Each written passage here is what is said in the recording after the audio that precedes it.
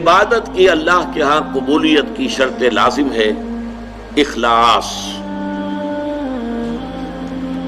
اخلاص نہیں ہے تو عبادت قبول نہیں ہے۔ اخلاص کی ضد کیا ہے؟ ریا۔ ریا کہتے ہیں دکھاوا، دکھانے کے لیے کام کرنا۔ سمعہ،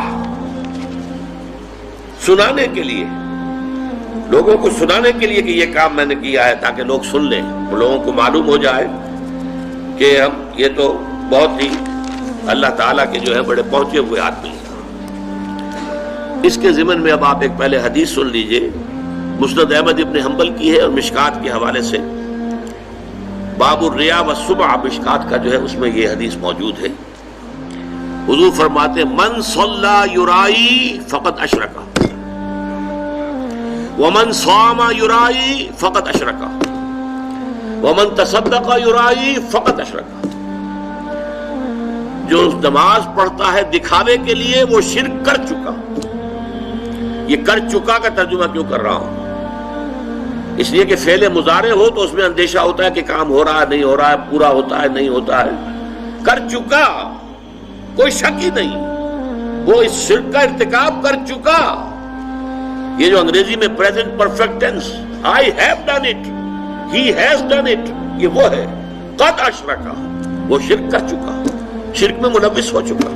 جس نے دکھاوے کے لیے نماز پڑھی، جس نے دکھاوے کے لیے روزہ رکھا، اس نے شرک کیا، وہ شرک کر چکا۔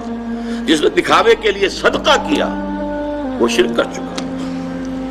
یہ ہے، نوٹ کیجئے، یہ جب تک کہ یہ اخلاص فی العبادت نہیں ہے، صرف اللہ کے لیے، کسی کو دکھانا نہ ہو۔ میں نے بالکل شروع میں آپ کو ایک حدیث سنائی تھی کہ حضور نے فرمایا اگر تم نماز پڑھ رہے ہو اور جب تم یہ محسوس کرو کہ کوئی تمہیں دیکھ رہا ہے تو سجدہ طویل کر دو، تو یہ شرک خفی ہے۔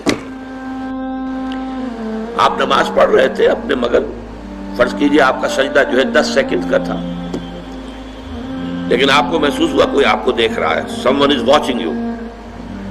اب آپ نے جو ہے وہ سجدہ 15 سیکنڈ کا کر دیا۔ اس ایک سجدے کے 2 مسجود ہو گئے۔ 10 سیکنڈ کا سجدہ تو آپ نے اللہ کے لیے کیا، یہ باقی 5 سیکنڈ کا سجدہ کس کے لیے کیا؟ جس کو آپ دکھا رہے ہیں، وہ آپ کا مسجود ہے۔ یہ شرک خفی۔ اس لیے ابتدا میں جو میں نے کہا تھا کچھ شرک جلی ہوتے، کچھ شرک خفی ہوتے۔ اس شرک کو کون دیکھے گا؟ یہ تو آپ خود ہی متنبہ ہو جائیں تو ہو جائے، اس کو کوئی اور تو نہ اس کے اوپر حکم لگا سکتا ہے، نہ کوئی فتویٰ لگا سکتا ہے۔ اور وہ حدیث بھی یاد کیجئے جو میں سنا چکا ہوں شروع میں آپ کو، کہ یہ جو شرک ہے خفی، شرک خفی کا پہچاننا اتنا مشکل ہے جتنا کسی انتہائی تاریک رات میں سیاہ پتھر پر سیاہ چیونٹی کو چلتے ہوئے دیکھنا مشکل ہے، اتنا ہی یہ شرک خفی کا پہچاننا مشکل ہے۔ رات تاریک اندھیری رات اور اس میں سیاہ پتھر کے اوپر سیاہ جو ہے چیونٹی چل رہی ہے، اس کا دیکھنا کتنا مشکل ہوگا۔ اس حوالے سے نوٹ کر دیجئے، قرآن مجید میں 3 مقامات پر یہ بات واضح کی گئی ہے کہ جو بھی نیکیاں، جو بھی خیر کے کام، جو بھی عبادت خداوندی کے کام لوگوں کو دکھاوے کے لیے کیے جائیں تو ان کی مثال کیا ہے؟ سورہ ابراہیم میں فرمایا مثل الذین کفروا بربہم اعمالہم کرماد اشتدت بہ الریح فی یوم عاصف۔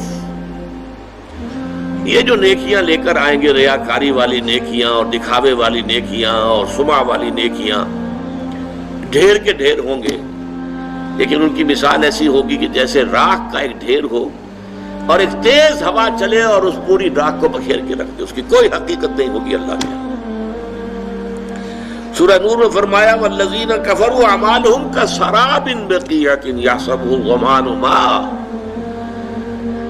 جو لوگ ایمان حقیقی سے، حقیقی ایمان سے محروم ہیں اور نیکیوں کو کام کر رہے ہیں، ان کی یہ نیکیاں جو ہے سراب کے مانند ہیں، جنہیں پیاسا سمجھتا ہے کہ پانی ہے، حقیقت میں پانی نہیں ہوتا۔ قیامت کے دن آ کر کھل جائے گا، کوئی نیکی نہیں۔ سورہ فرقان میں فرمایا وَقَدِمْنَا إِلَىٰ مَا عَمِلُوا مِنْ عَمَلٍ فَجَعَلْنَاهُ هَبَاءً مَنْثُورًا۔ وہ جو بڑے بڑے اعمال لے کر آئیں گے، ہم آئیں گے اور ٹھوکر لگائیں گے اور اس کو ہوا میں تحلیل کر دیں گے، اس لیے کہ ان اعمال کے پیچھے اخلاص نہیں ہوگا۔